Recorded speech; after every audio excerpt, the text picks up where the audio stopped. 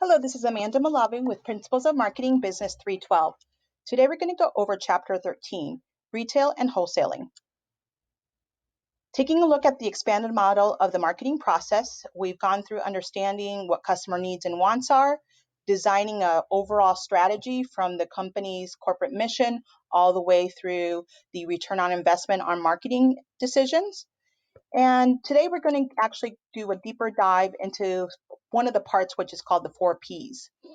So in prior chapters, we actually went through how to design a product and build brands, pricing strategies, and then distribution models. Today, we're going to actually talk about how to place the product and the strategy on placing the product, pricing the product, and the marketing that goes into putting it online or in a retail store. The whole intent of everything that we do, of course, is to engage customers and build profitable relationships. And we're trying to create value for that customer so they purchase our products and purchase them in a way that they love us. And from that, we capture customer value and create profits and customer equity. So, Chapter 13 has 4 objectives. One is explaining the role of the retailer. Another one is really understanding how marketing impacts retailers.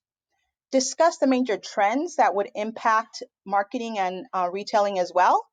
And then let's look at another part of retailing, which is called wholesalers, and what marketing decisions that they need to take into consideration. Today's example is actually going to be Sears. We all know Sears has been here on the islands, and it's all over the mainland. And they are really a historic brand.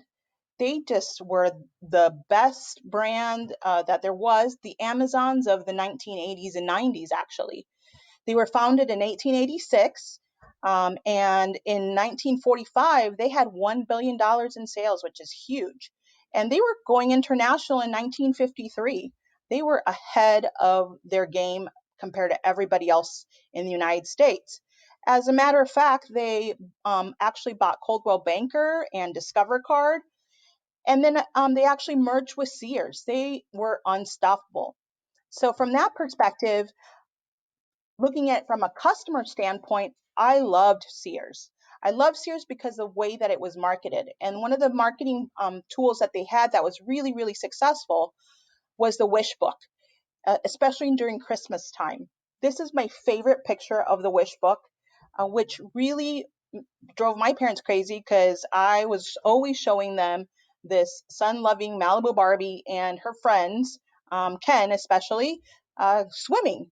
And so from that standpoint, I needed to have each and every one of those items because it was just such an incredible visual perspective, and it really impacted my black box when I was a child. So what happened to Sears? Well, this is from 1988. So Sears is closing another 100 stores. 64 of them are Kmart, 39 are Sears stores, and they're starting liquidation efforts. So, Sears has just really, really went the other way. So what we want to do today is take a look at how marketing played a role in that. So what you probably are saying is that Amazon is the one that impacted Sears the most, where, as a matter of fact, Amazon actually looks a lot like Sears. So they're actually taking that model that Sears had and just either learning from it or taking it to that next level. So the thing is that the Sears model actually works today, and we have an example of it. So it wasn't Amazon that impacted them per se. So let's take a look at what we think did. So here's another article that Amazon didn't kill JCPenney's and Sears. It's the bad leadership that did. So I am going to show you an example where it's actually the leadership and the marketing decisions that were made that really mattered in all of this. And again, both the articles have the source right there on the page with the PowerPoints that can be grabbed on La Lima. So let's take a look at the first objective. What is the role of retailers in the distribution channel, and what type of retailers are out there? Well, retailing includes all activities in selling products or services directly to a final consumer. So retailing is anyone that's interacting with that customer. at that final stage. Retailers are also businesses whose sales come primarily from retailing. So JCPenney, Sears, ABC stores, any food truck, those are all retailers in one way or another. Let's take a look at retail and marketing. So just remember that anything that has a target on the slide means that you need to really pay a special attention for it because it will be in the quizzes and exams. So there's two types of marketing and retailing relationships. One is that shopper marketing process, which is focused on really turning that customer to a buyer when they approach your online store or when they approach your retail store. So we have a lot of those people, like giving samples, for example, would be a shopper marketing approach. What we're interested in is the omni-channel. The omni-channel is the most effective approach, where it's a seamless buying experience that integrates your in-store, your online, your mobile shopping, and creates a single shopping experience. Again, it's about building relationships, not just, let me have you taste a piece of this particular product at a Panera Bread, and then you buy the sandwich. It's about, let me have a relationship prior with you, so that when you do come in, you know exactly what you want. I'm going to treat you well, and then you'll come back. And then if you want to buy it at another store in another state, it's going to be the same or similar experience. So leadership has a lot to do with all of the retail decisions. And when I talk about leadership, it's the CEOs, the VPs, the presidents of any company. And the first thing that any company does, whether you're starting out fresh or you're a CEO of a major organization like Hawaiian Airlines, is define who we are.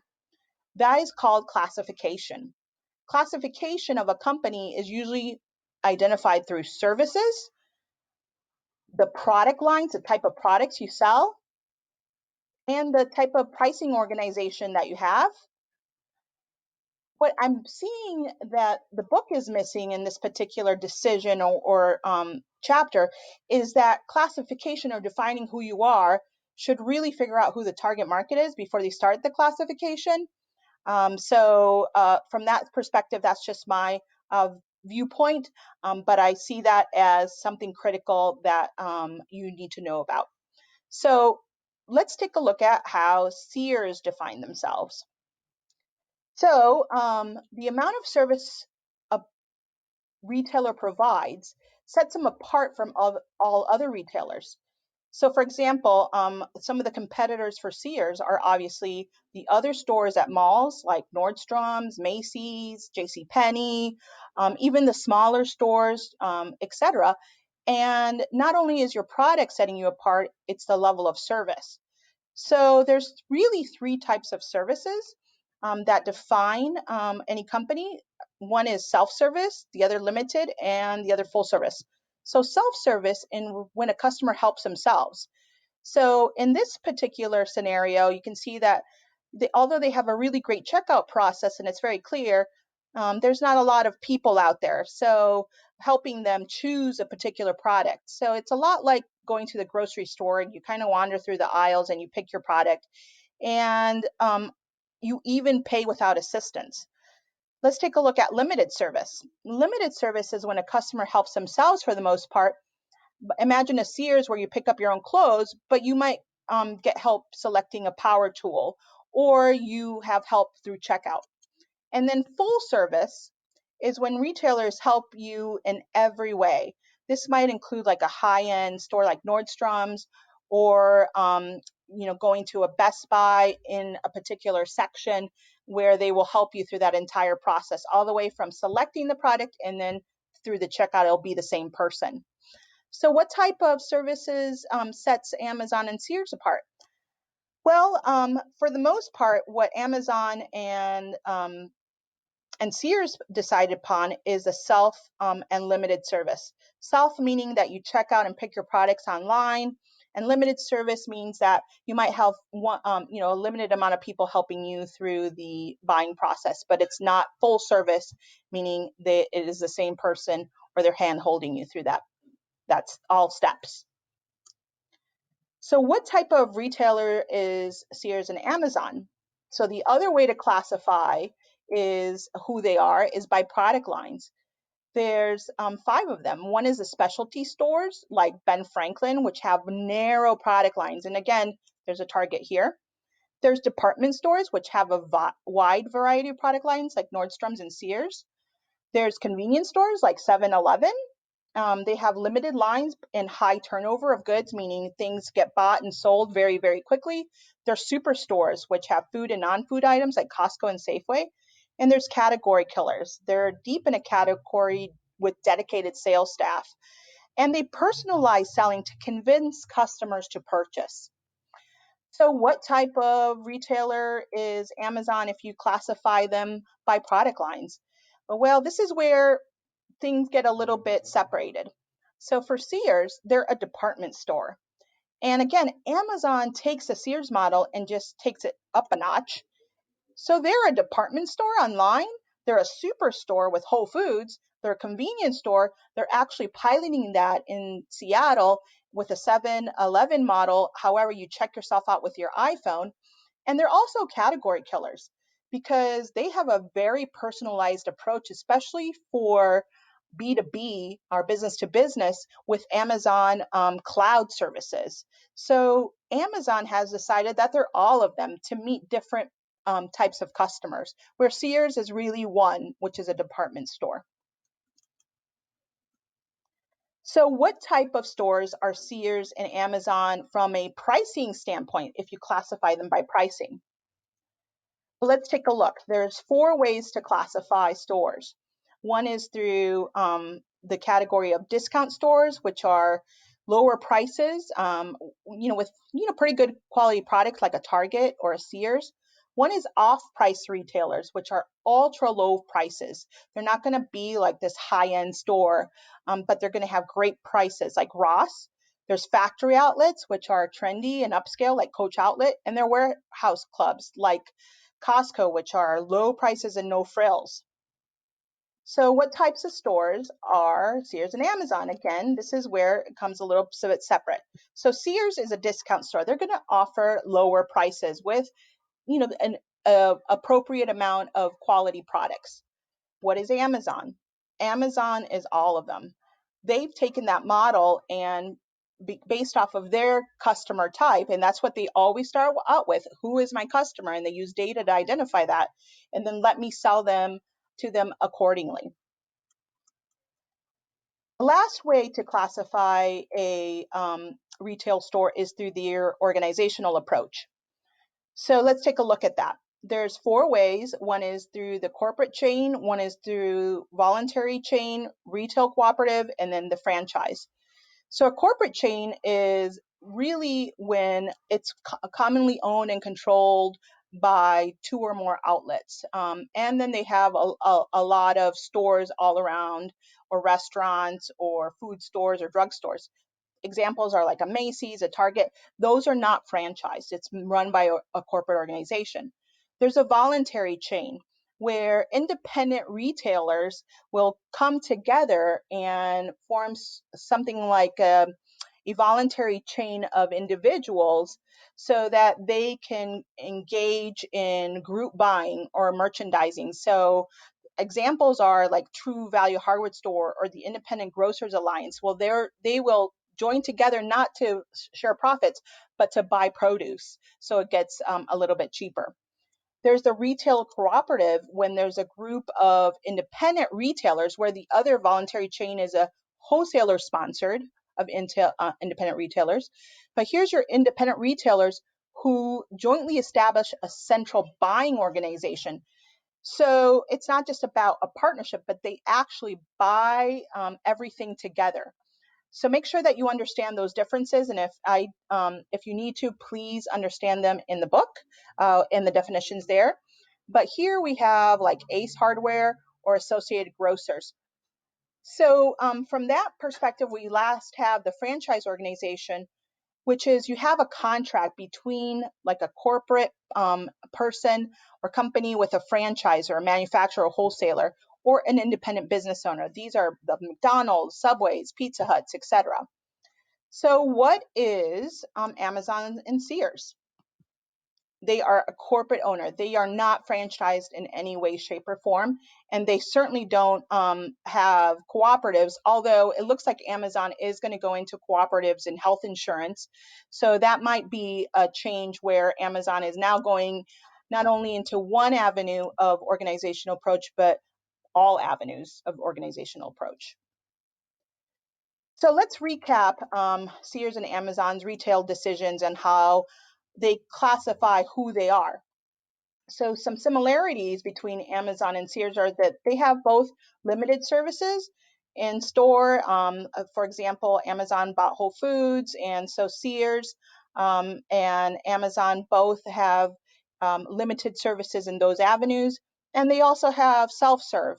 So Amazon has, for example, the produce section in the Whole Foods that has nobody, but in the actual food market or the meat market, they actually have more services. They actually have somebody who's going to help you throughout that process.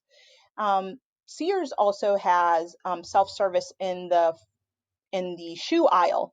So again, it's a mix of those. Both of them are organizational chains, but again, Amazon is also starting to tip their toes into other types of organizational models. But the biggest difference is that Amazon has decided to be all types of product lines, where Sears had only decided to be a department store. Then from a pricing model, Amazon is super dynamic, and they're actually going towards an airline model, which is based off of demand, where Sears uses the discount store model. And then pricing, Amazon uses all four pricing structures, where Sears, again, only uses that discount model. So that's where you kind of see where intrinsically Sears is a great model. Amazon has just learned from some of the mistakes that Sears has made, and then just gone that above and beyond, and to try to meet a wider range of customer needs, and through really succinct target marketing. So let's take a look at the marketing decisions that are made once you define who you are. So overall, there's two parts to it. One is really understanding and making tough decisions in this crazy environments that we have. Right now, retailers are trying to attract and hold customers. It's super competitive. Products are super similar. There's not a lot of differentiation between one retailer or the other. So service is also not really a differentiator. There's one or two people in a couple of sections of Macy's, a couple of sections of Sears. It's not, the cost of having somebody service you is really expensive. So those stores have decided to have limited services, where maybe a Nordstrom's has decided to have more services. So service differentiation among retailers is eroding. Example 13.1 really shows that you really need to make a really good retail strategy and a really good retail marketing mix strategy, the 4Ps, because of the high competition that is out there. So the solution really is not about necessarily all the products. It's great to have a cool product. It's great to have great services, but it's really in marketing, the retail strategy, and the 4Ps, which is going to create the value for your targeted retail customers. So let's take a look at Sears Canada. Let's take a look at their retail strategy. The first thing that we need to understand is who their leadership is. Well, the leadership is these two guys, and this person is Mr. Stranzel. He's 41. He moved to Canada with his 8-year-old twins and his wife to take on a hands-on role in the business. He then hired Carrie Kirkman, who is the president of marketing, and she decides on what products Canada is going to have. So these two guys, at the end of the day, are making the major decisions on this new strategy for Sears. And this new Sears strategy was supposed to be the major thing that was going to take them over the top and make money, and they were going to stop bleeding revenues and sales. So there was a lot hanging on this. So the CEO and marketing team need to make that first part of the marketing strategy decision, which is who is the target market? How is my product going to be different from everybody else, including my services? Am I going to be an upscale store or a low cost store? And what products am I going to have? And is there going to be lots of products, or am I going to be specialized? That's going to be their retail strategy. They could have decided on anything. So let's take a look at what they did. And then let's take a look at how they decided on those things and tied it back to their tagline. See what the Sears is going on. Hashtag what WTS. So interestingly enough, as we talked about hashtags, it should be inviting people to come in and to really engage with you. So you decide whether that hashtag works or not. But to me, it's a little odd. All right, so the first marketing decision, who's the target market? Who are they going to really go after? And based off of that, define what products and services they're going to have and how they're going to position themselves. Well, currently, they have 55% of their customers are 50 to 75-year-old women, where only a small amount of younger women are below 50 years old, about 18%. So women are super important, 70% or more of their customer base, because they also buy products for men, but they need to get younger women in play. So that was a smart move of identifying. So Carrie Kirkman and the CEO made a decision, and if you want to see the article, it's right here, to target um, Amy, which is a typical Sears customer. Amy is 40 years old, has one child, is pregnant, and has another one on the way. She's time starved because she probably has a really high powered job, and she wants reasonably priced fashions. And I think that that's where they drop the ball, because in the next sentence, it says, "That's our girl. She's stylishly dressed in black, including leather pants and high heeled suede boots." So from that perspective, I think that she's not looking for reasonably priced fashions uh, because this is what she kind of looks like. And from that standpoint, the fashion she's looking for is either very luxurious or super discounted pricing. Maybe she'll spend $200 on the leather pants and wants to spend $5 at Walmart on the white t-shirt. So she's not necessarily looking for that middle tier. She's looking for both extremes. And how do we know that? Because in the same article, the CEO was talking about how they're trying to target Amy, and through that they were talking about what product assortments they were going to have, and they decided that they wanted to be more of a middle tier brand, like a Jessica Simpson brand, and they wanted to really look like an Apple and be sexy.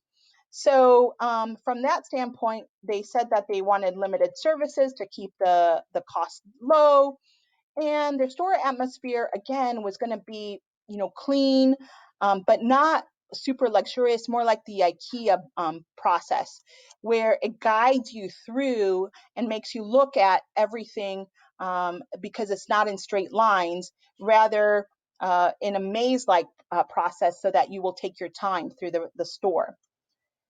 So from that standpoint, this is what their storefront ended up being looking like. So they made that decision to go after Amy, which is the same a demographic that a Nordstrom's going after, an Amazon's going after, but they decided to go through the middle tier brands with limited services and an IKEA type of atmosphere, but not luxurious. And this is their product lines and what the store looks like. However, this is what Nordstrom's looks like. And so from that standpoint, you also have to make sure that you understand what your competition is doing. So let's take a look at what happened at the end of the day and where Sears is today.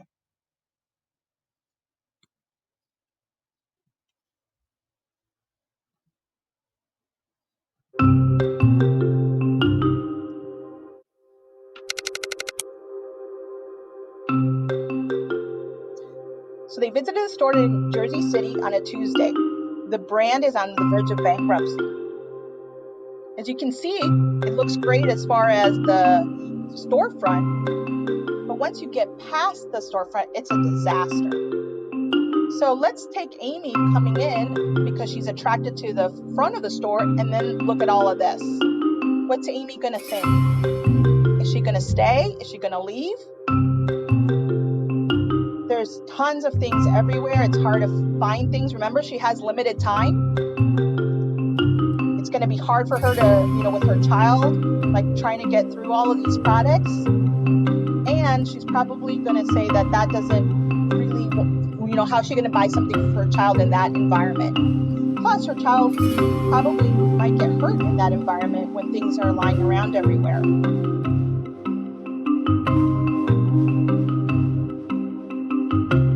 There's discarded food in places. Again, kids are in there. And clearance racks and things are really not working or don't look like they're high quality. And there's a lot of damaged product. So going to the front of this video, these people spent 10 hours in the store and there was hardly anyone there to help them. So again, that limited model or that self-serve model doesn't really always work. And then the spokesperson said that this isn't really how Sears are, that this is just we want people to have great customer experience. But at the end of the day, this is exactly what many of the Sears stores look like. So they didn't necessarily take it quite seriously. And those decisions that they made early on really did impact them overall. So again, the product and services that they decided on isn't going to meet Amy's needs and is potentially attracting them in the beginning, but the entire experience and products and atmosphere have to meet Amy's needs. And that's where Amy's going to continuously go to Nordstrom's or potentially even Macy's or other brands or even smaller stores which carry unique brands at a discount price, but she's going to tie that in with her luxurious brands. So the third marketing decision that the CEO and the president of marketing have to make is pricing, because we know that the pricing department usually rolls up under marketing. So pricing policy fits the target market and the positioning and the product, right? We understood that in the previous chapters. So this is where the data comes in. In that same article that we were reading about Amy and Sears, it had research showing that the mid-market is being overtaken by discount and luxury retailers like Nordstrom's because Amy really either wants real luxury or deep discounts. So let's take a look at Nordstrom's and Sears. Sears decided to go to the mainstream shopper, and saying that Amy was part of that, and focused on mid-price brands and tailored offerings. So parkas was one of these tailored offerings and raincoats. And so I wanted to take a look at what Nordstrom's raincoats versus Sears raincoats look like, because I believe that Nordstrom's really understands that Amy demographic and that black box a lot more than Sears.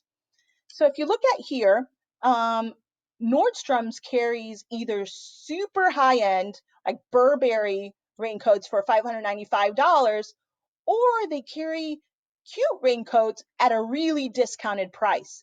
So they got it. They don't have anything in the middle. Where Sears online, and all I did was look up parkas. I didn't do a fancy search. These were the things that came up first. When Sears came online, they have a mid-tier brand like Vince Camuto versus a Burberry, and that brand is about $226.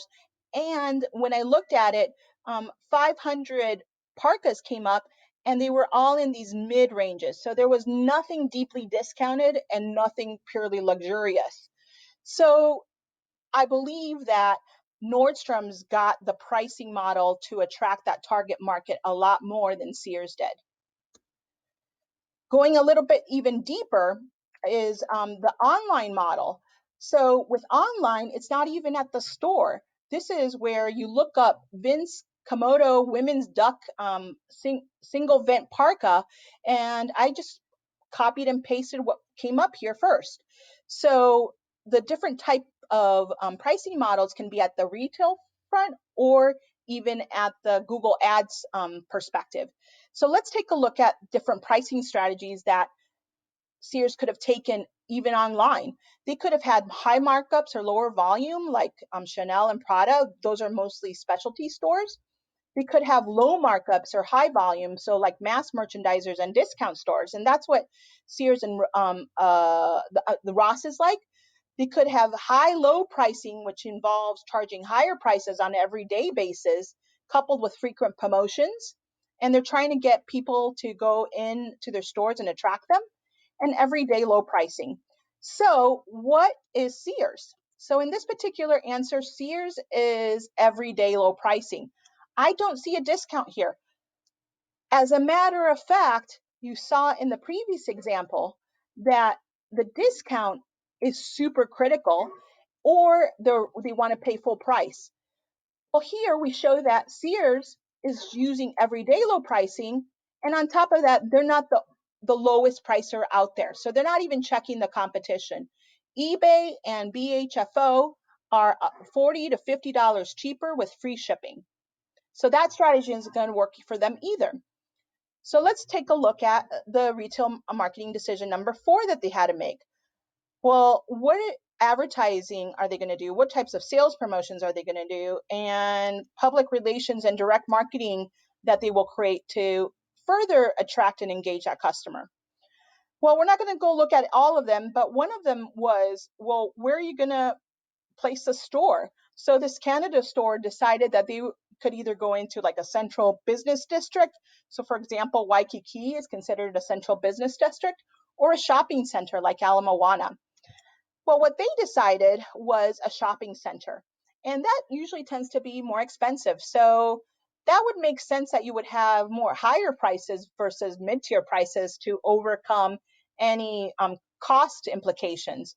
So although shopping centers are where the Amy does go, does it make sense from a cost perspective, and does it tie with your product so that you can make profits? That's super critical as well. So let's do a recap of our CEO and president of marketing's decisions. Did they get what Amy wants? So from a segmentation perspective, yes, they figured out who the right segment was. And I agree that they made the right decision there. From a product assortment, they decided to have national brands and mid-tier brands and even appliances, where Amy really wants luxury brands or cool brands that are unknown at a discount price. So they they kind of have that, but not so much. The other one is a store atmosphere meeting Amy's needs. Well, the truth of the matter is that the store atmosphere is clean and open, but it gets ugly once you go into the bones of that store. So Amy is really wanting luxury and a place where she feels comfortable with. So from that perspective, they got it half correct. From a pricing strategy, they got it completely wrong. The deep discounts or high pricing for luxury items is what Amy wanted, and Sears provided everyday low pricing. From a promotion standpoint, what Sears ended up doing is updating their catalog. They went back to the catalog for paper. They actually spent a lot of money on better paper and more digital technology in the store to highlight pricing, which is a really red flag because it ends up being that the CEO wasn't really focused on technology, and they had a really limited focus online. And so they were really behind on that. And from a marketing promotion strategy standpoint, Amy really wanted online stores and in store to be quick search and to see values quickly. And she definitely doesn't want paper and catalogs at her home. So from a place strategy, they got it correct, but halfway correct. Because again, the shopping center was critical, but the products weren't what she wanted. So she wasn't going to go to that shopping center. And she really wanted the online experience to be better.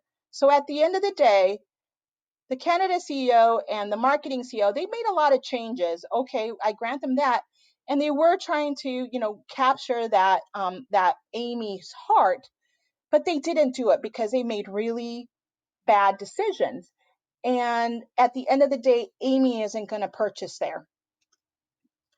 So let's take a look at, aside from those decisions all about the 4Ps and who to target, the CEO and the VP also need to consider outside forces, and trends in retailing. And this is where they really failed. They were, really focused on themselves and how they did business prior, to this Canada store, and so they didn't really go above and beyond or be super innovative. One of the things you really need to take into consideration when making a marketing decision is decision number 5, which is, are there new retail types of, out there, and what are their life cycles? Well, one of the things that they really needed to understand was that retail convergence. And obviously they didn't, because otherwise they would have a whole slew of people really focused on having the lowest, pricing online. So again, their focus and the money that they spent wasn't online, it was on the paper products, and the catalog. And once you know, put a price on the catalog, that's it. So from that perspective, they weren't taking digital convergence into consideration, or the online strategy. Another thing that they need to really take into consideration is that, tighter consumer spending. Although people are willing to splurge, customer our spending patterns are constantly changing based off of the economy.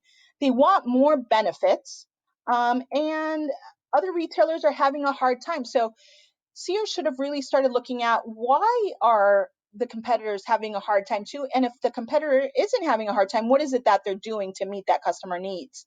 So value and pricing are super critical, and a lot of restaurants are doing that. But again, people are still spending at luxury restaurants as well. So you need to look at both. So consumer spending needs to be taken into consideration. And then really understanding how mega retailers are functioning. How is Costco functioning? How is Target functioning? How is Amazon functioning? And really, try to see how you're going to compete against them. Last but not least, they should be looking at how the growth of non-store retailing is working. They really need to focus on mobile, social media, call centers, catalogs, and emails are super critical. But online is where the majority of their investment should have taken place, because 60% of shoppers will look for deals online before they go to the mall. I know I do. And the key to all of this is omni-channel marketing. A great example would be Williams and Sonoma, who has a catalog similar to Sears, but they also know that people are going to go online first. So the store has 40% of its revenue, and then the rest is online. So they really try to engage at all levels: online, social media, mobile apps, blogging, and special online programs to make it seamless. There is also the growing importance of retail technology. Not only, retail technology from a pricing standpoint, but one of the things that we're starting to do is facial recognition. And facial recognition is starting to tell customers, especially, this is a Target, this is facial recognition, and here is the computer that the seller has. These computers are not going to start telling you how that customer feels, and potentially telling you things that you could suggest to that customer, or, even speak about based off of their buying patterns. So this whole way of, technology and retail is completely changing, and Sears needs to be on top of that. If they're not even on top of online yet, then how are they going to get on top of facial recognition and customized interactions even at the checkout process? So again, these are super critical to be aligned with. Green retailing, Sears didn't even focus on retailing, which is super critical. The design of the store, how you have products and create them, how you recycle, and how you communicate those things. Like Aldo, I love Aldo shoes. They're Italian shoes, they're leather shoes, they last a long time. But one of the things I really love is their packaging. It is environmentally, responsible. So I don't get a bag at Aldo. I get the actual box with the little handle, which I love, and then my receipt goes in there. So that is one way to also attract customers through environmentally sustainable practices. Then global expansion. Obviously, in this case, Canada and going to Canada or even Mexico is a smart decision because we know that top retailers, actually 9 of the top retailers in the US are worldwide, but the others aren't. So going global is key. So that decision of going to Canada was a good one, but they just didn't understand that customer. So again, it all goes back to target segmentation. So let's do a full recap of those 3 things. One is who they are. Sears didn't do a great job of really understanding who they were because they didn't understand who their target market really wanted and who they were. So their product lines were not aligned and their pricing wasn't aligned. However, their level of service, the customer is kind of used to that level of service, and they do want some sort of corporate change because they want those high quality brands, except that they didn't want the mid tier brands, which again goes down to product lines which are attached to that market segment. So as far as classifying who they were, that CEO and the VP of marketing didn't do a great job. They got 50% of it correct. So there's 6 retail decisions that you could make. One is identifying the target market, which they did a great job of, and then where you're going to place your products, which is in the shopping center. But again, they missed the other part, which was the online portion. And they definitely missed these parts: the product assortment, the store atmosphere. The shoppers wanted more luxury, and then the pricing strategy and the way that they promote. Again, it wasn't seamless. It wasn't an omni-channel. They focused more on the catalogs than they did online. So that didn't work. So they only got 2 of the 6 retail decisions correct. And then the trends, are they on top of the trends? They only got 1 correct. So they went to Canada, so they went global. That's great. But they didn't really focus on retail convergence, which was the retail pricing, because products are similar and anybody can sell it. Even I can sell it. I can go buy all of, things, wholesale and then sell it myself at a lower price than Sears. They didn't do the online shopping. They didn't take into consideration what their competitors were doing, like the mega stores. They're definitely a late bloomer in retail technology, and they didn't take a look at being green or green shopping, which is another trend. So they only got 1 of these 6 correct. So let's take a look at were they successful and how this worked. Again, I want to take a look at a quick video of what happened at Sears Canada. Department store to bargain basement frenzy. This is how Sears ended more than 60 years in Canada. Shoppers drawn by deep discounts and long memory. It's amazing, how people are here gathered. It shows all these people definitely have loved Sears. I can remember as young as I was, even as a kid, you always look for that Sears catalog. Yeah. And you always found something when you come into Sears. It is the wish book catalog that many of us remember best, but the stores have been coast to coast since the 50s, and now more than 12,000 full and part-time employees are out of a job. 18,000 retirees are also wondering what's next. They've been told there's not enough money to pay their full pension and benefits. They cancel my life insurance.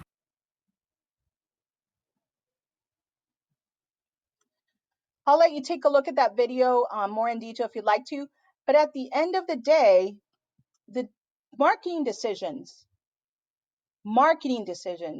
were what made or breaks a company, and also understanding the trends.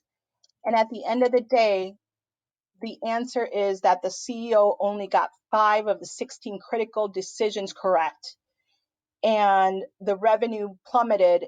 And just last year, 100 more stores got closed. And in Canada itself, 12,000 Canada employees got laid off. So if you didn't think marketing was critical, this, I think, shows exactly why marketing is involved in everything that we do, whether you're selling a service, a computer, the latest technology, or it's a sweater. So the last objective is really understanding wholesalers and how wholesalers work in the marketing decisions. So wholesaling includes selling goods and services to those buying for resale. So it's like an Alibaba would be considered a wholesaler. So they sell and promote, they buy and assort, they do a lot of bulk warehousing, and there's a lot of transportation issues and needs through this entire wholesaling process. Wholesaling includes a lot of activities um, in selling their goods and services to these resellers or businesses. So, for example, Costco. Costco has to finance the products before they sell it to the businesses. So you're bearing a lot of the risk, but you're also giving a lot of information because Costco services many, many organizations. So they got a lot of market information of what is the greatest and best products out there. And then Costco also manages and services and advises other businesses because of that marketing information that they have. So again, there's a lot of activities that Costco, for example, would be giving and is of value to that reseller or the business that's buying the product to get it to the direct customer. Couple types of resellers are merchant resellers. That's the largest group. There's brokers and agents. They don't actually take title. They don't take control of your product, and they have fewer functions. But for example, here in Hawaii, Target will send a bunch of products by ship, and there's a broker that's going to grab the product. They're not taking title ownership of that product, but they will get it to the Target store, and they'll even merchandise it. So they're almost like a broker and agent. There's manufacturing sales branches and offices, and that's another form of selling and buying, and those are through independent wholesalers. So, for example, Coca-Cola Bottling is a manufacturer of those products that then get distributed throughout the island. Wholesaling goes through the same strategy from a marketing perspective that a retailer would. They go through segmenting, deciding who that customer is going to be, how they're going to differentiate that product. So that deciding who the target market and product is and the types of services and how they're going to position it. And then they're going to go through the 4Ps, really understanding the service and the product and the pricing, promotion, and the distribution or the location. That's the biggest difference. The location is a distribution model. And all that is, again, to create value for that targeted wholesale customer. So this is our last slide, and it's about the latest trends in wholesaling. And again, there's a target here, so please make sure you understand it. So the greatest trends in wholesaling is that the reason that this works or Alibaba works is that there's a lot of efficiency, and there's value added in building customer relationships between the people that purchase a lot of sweaters to give to the direct customer. So relationships are still super key. There's an increase in demand for services. So although Alibaba is hugely popular, those Alibaba wholesalers need to provide good services as well. Technology is huge and it's used to produce productivity. And there's little differences between wholesales and large retailers like Amazon. So the biggest trends are that the Amazons, Costco's of the world are turning or becoming wholesalers themselves as part of their business model. So I hope you enjoyed this video and understanding how Sears and Amazon are alike in many ways, and how Amazon actually took the Sears model and took it to that next level, and how marketing decisions, good or bad, can really impact not only the company, but your employees. And 12,000 employees got laid off because of marketing decisions that were made um, based off of a target market that was correct, but the 4Ps were just all off. So that customer never went in and bought products at Sears. All right, I'll see you next time. Mahalo and talk to you soon.